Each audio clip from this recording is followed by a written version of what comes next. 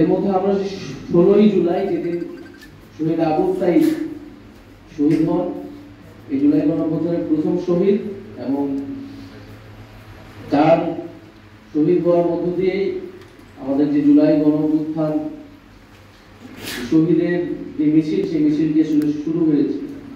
ফলে সেই দিনকে আমরা বৈষম্য বিরোধী শহীদ দিবস হিসেবে পালন করব এবং সারা দেশে শহীদদের জন্য দোয়া মাহফিল এবং স্মরণ সভা অনুষ্ঠিত হবে। বৈষম্য বিরোধী শহীদ দিবস 16ই জুলাই। আমরা 3রা আগস্ট, আপনারা জানেন 3রা আগস্ট শহীদ মিনারে ফ্যাসিবাদ বিরোধী এক দফা দিবস ঘোষণা হয়েছিল। আমরা এই বছর 3রা আগস্ট শহীদ মিনারে ছাত্র জনতার জুলাই ঘোষণাপত্র ইস্তেহার পাঠ কর্মসূচি অনুষ্ঠিত হবে। আপনারা জানেন যে জুলাই ঘোষণাপত্র যেটি সরকারের দেওয়ার কথা ছিল, আওয়ামী লীগ নিষিদ্ধের আন্দোলনের প্রেক্ষিতে 30 কার্যদিবস বলা হয়েছিল, সেই 30 কার্যদিবস পার হয়ে গিয়েছে, কিন্তু সরকার কোনো ধরনের উদ্যোগ আমরা দেখিনি।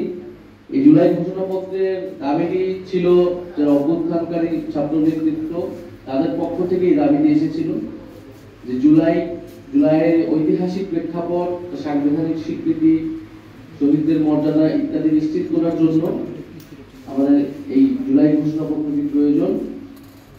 ফলে সরকার যেহেতু এটা তখন বলেছিল সকলের সাথে আলোচনা করে ঐক্যমত্যের মাধ্যমে এটি দিবেন, পরে আওয়ামী লীগ নিষিদ্ধের আন্দোলনের সময় এই পুনরায় সরকারের প্রতিশ্রুতি দেয়, সেই প্রতিশ্রুতি সরকার রক্ষা করতে পারেনি।